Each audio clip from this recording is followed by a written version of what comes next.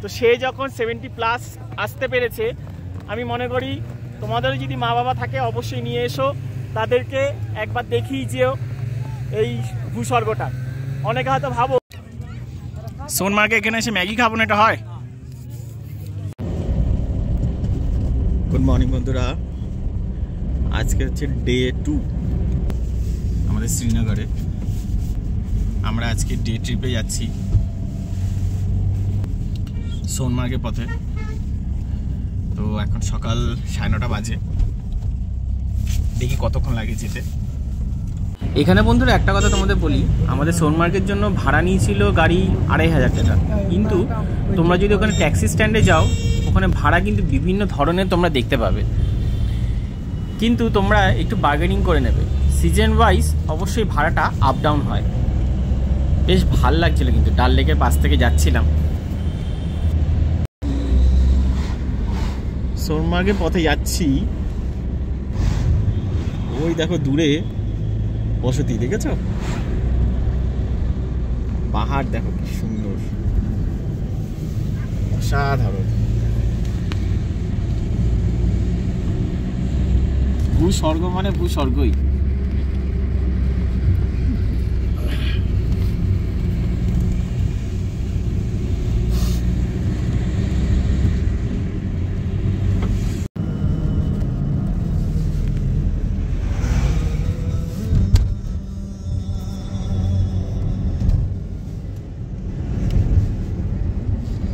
আরও একটা ইনফরমেশন তোমাদের দিয়ে রাখি, তোমরা এখান থেকে লে, কার্গিল, সেখানেও তোমরা বাই রোডে তোমরা যেতে পারো।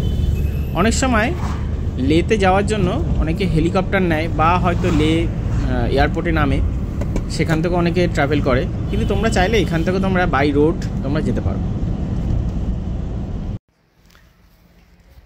সোনমার্গ যাওয়ার পথে অনেকক্ষণ আসলাম, প্রায় ঘন্টা 1.5 হয়ে গেল, 1 ঘন্টার কাছাকাছি। একটু ওয়েট করলাম একটু চা খাবো বলে, কিন্তু পিছন দিকে পাহাড়টা শুধু দেখো একবার, ওই যে। হয়তো ক্যামেরা এটা প্রকাশ পাচ্ছে না, কিন্তু চোখের সামনে না দেখলে এটা বিশ্বাস করবে না, এত সুন্দর লাগছে।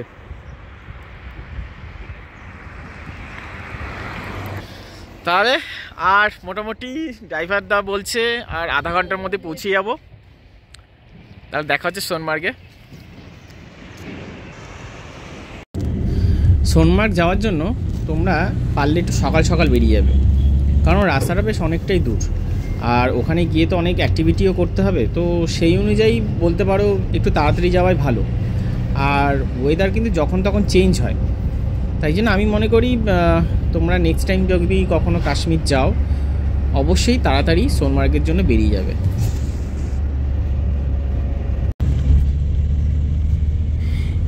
এই আমরা সোনমার্গ টানেলের দিকে আস্তে আস্তে এগাচ্ছি। রাস্তাটা দেখেছো কত চওড়া? অনেক টুরিস্টরা এই রাস্তার দু সাইডে দাঁড়িয়ে অনেক ছবি তোলে বা তুলছিল। আসলে দুটো সাইড এতটা সুন্দর, মানে প্রকৃতি যে এত সুন্দর হয়, তোমরা কাশ্মীর না আসলে মানে ভাবতেই পারবে না। এই টিভিতে বা এই ভিডিওতে বা মোবাইলে সত্যি এটা জাস্টিফাই হয় না। কিন্তু সোনমার্গ টানেল যাওয়ার পথে রাস্তাটা বেশ চওড়া, আর তোমাদের রাস্তায় আসতে গেলে কখনোই মনে হবে না তোমরা ইনসিকিউর ফিল করবে। সবসময় তোমরা মিলিটারি পাবে, হ্যাঁ, ইন্ডিয়া গভর্নমেন্টের তোমার পুলিশ, মিলিটারি সবাই আছে, যার ফলে কোনো ভয় নেই। আগে যেমন কাশ্মীর একটু উত্তপ্ত থাকতো, সবসময় ভয় পেতাম, ঝামেলা লাগতো, কিন্তু এখন কাশ্মীর খুবই শান্ত, খুবই ভাল লাগবে। ওই যে দূরে পাহাড়টা দেখছো, আমরা সোনমার্গ টানেলটা ক্রস করলেই আমরা ওই পাহাড়ের ওই সাইডে চলে যাব। চলো তাহলে সঙ্গে থাকো, সামনে সোনমার্গ টানেলটা দেখতে পাবে। টানেলটা দারুণ টানেল, বেশ ভাল লাগবে।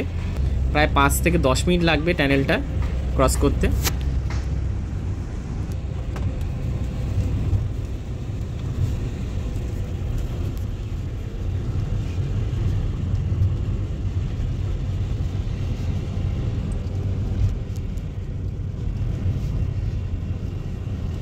थोड़ा सा रुक सकते हैं?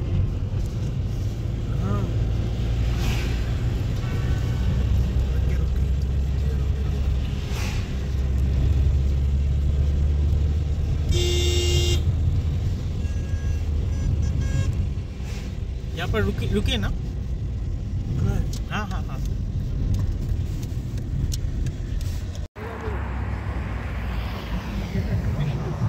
हाँ जाना अलाउ नहीं है भाई, इधर आ जाओ। गाड़ियाँ चलती है वहाँ से। এইগুলো দেখার জন্য তো আসতো, না নামলে হবে কি করে? আমরা এখন সোনমার্গ ক্যানেলের সামনে দাঁড়িয়ে কিছু ছবি টবি তুলছি। শুধু চারদিকে পাহাড়টা, আমার পিছন দিকে পাহাড়টা শুধু দেখো, চারদিকেই বরফ আর বরফ।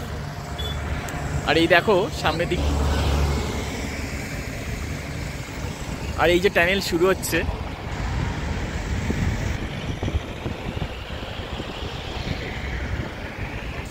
দারুণ লাগছে।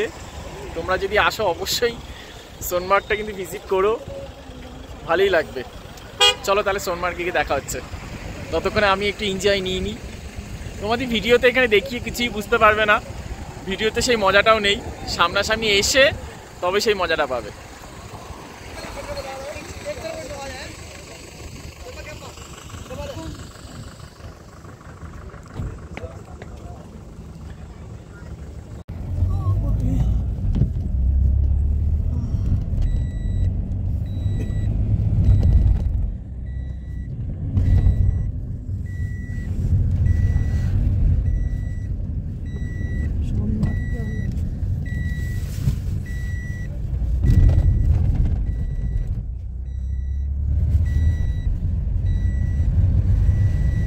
যে করেছে না,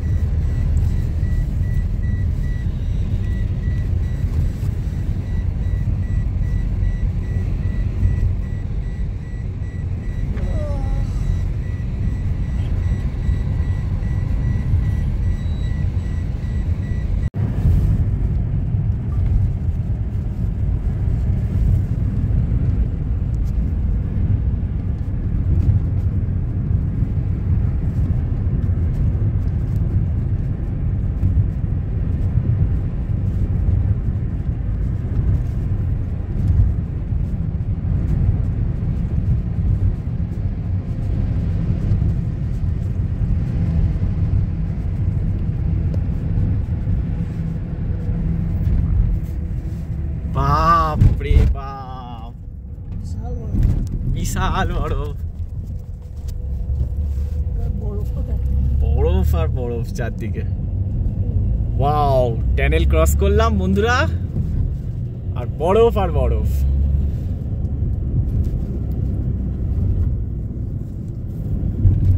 সোনমার্গ সোনমার্গ সোনমার্গ।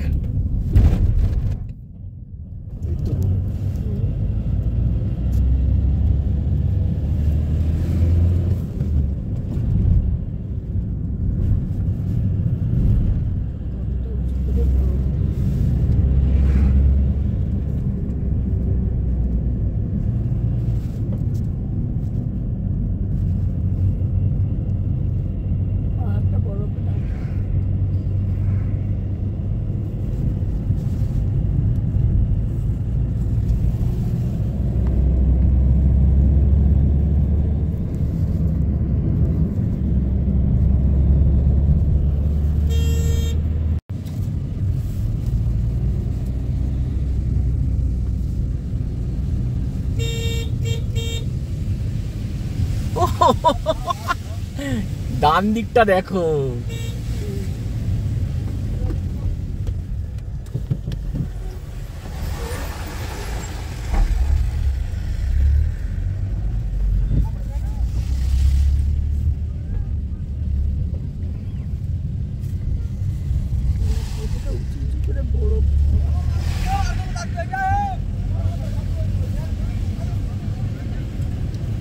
खाची क्या?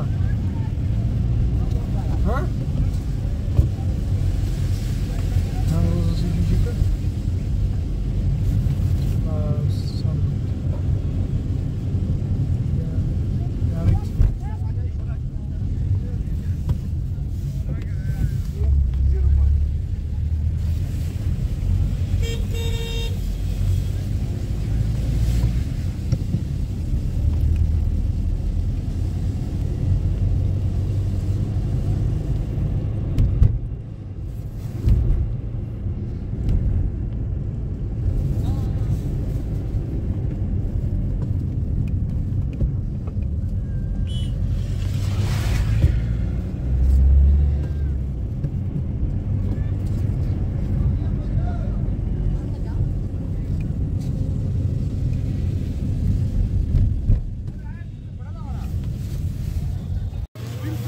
হ্যালো বন্ধুরা, ওয়েলকাম টু সোনমার্গ কাশ্মীর।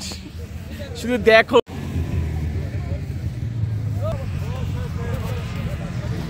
এখানে একটা কথা বলে রাখি, তোমরা যদি বরফের সময় আসো তাহলে কিন্তু এই সময়টা তোমরা এই গাড়ি থেকে নেমেই তোমরা বরফ পাবে। কিন্তু একটু গরমের সময় আসলে এই সময়টায় এখানটা বরফ কিনতে পারবে, তখন এই জায়গাটা খচ্চর পাবে আর প্রচুর কাদা। তাই চেষ্টা করবে সবসময় বরফ যখন থাকে তখনই আসার চেষ্টা করবে। এখানে বন্ধুরা একটা কথা বলি, এখানে জুতো, এই জুতো এরকম জুতো তোমাদের পরতেই হবে, ঠিক আছে? এই দেখো, এই জুতো নাহলে জুতো ভিজে যাবে। এখানে জুতোর এক একজনে এক একটা রেট বলছিল, পার পেয়ার নাকি 250 টাকা। আমি বললাম 3টে নেবো, কত দেবে? বলে 3টে 400 টাকাতে হয়ে গেল, ঠিক আছে? তো আর একটু বার্গেনিং করলে আর একটু কমে যাবে, মানে 3টে 100 টাকা করে হয়ে যাবে হয়তো।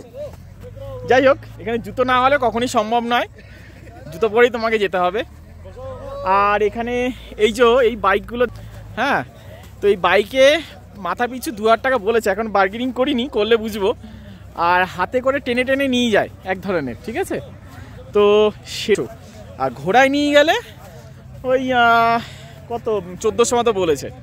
এখন দেখি কত কি কমানো যেতে পারে। যাই হোক, দারুণ লাগছে জায়গাটা, অসাধারণ। এখানে এসে তোমাদের এমনি সময় কেটে যাবে।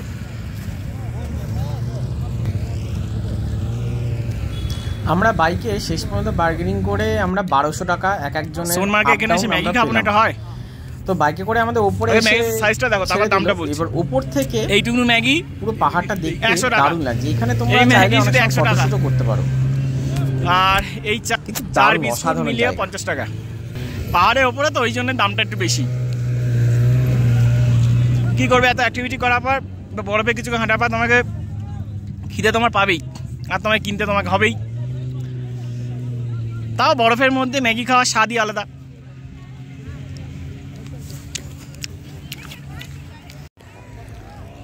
বন্ধুরা, এই বাইকটা আমাদের নিচে 1200 টাকা আপ ডাউন এক একজনের।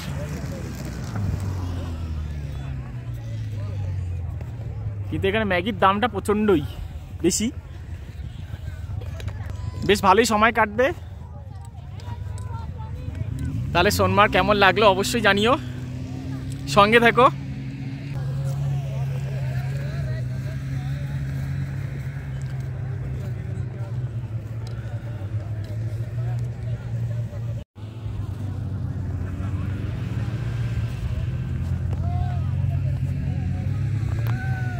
আর একটা কথা বলি, আমি আমার বয়স্ক মা বাবাদের নিয়ে এখানে এসেছি, তাদের অভিজ্ঞতা কি শুনতে চাও? তাহলে সঙ্গে থেকো।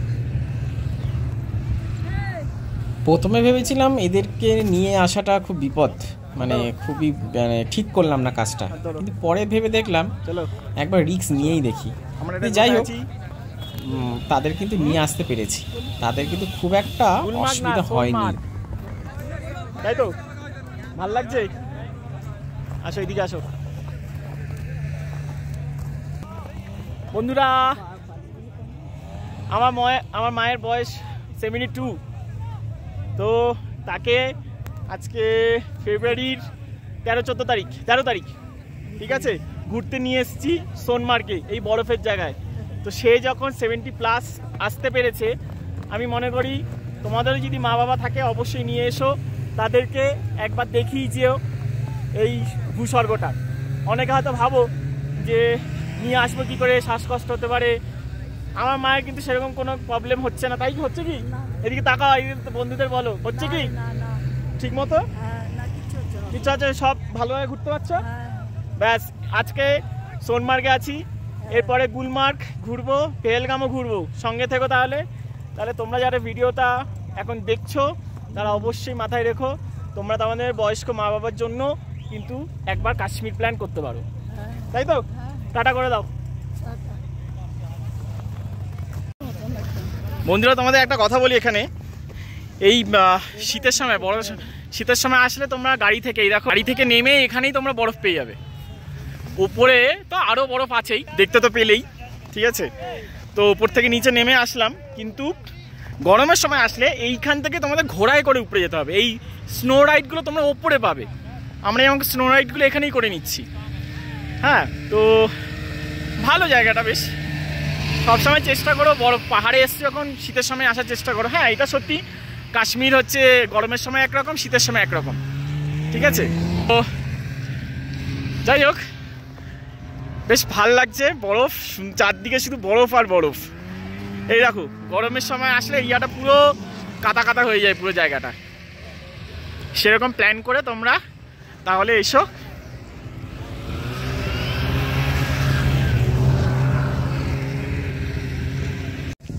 হ্যাঁ, দিয়ে দাও, চলো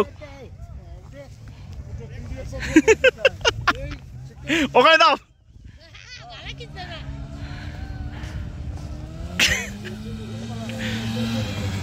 দিয়ে দাও আবার।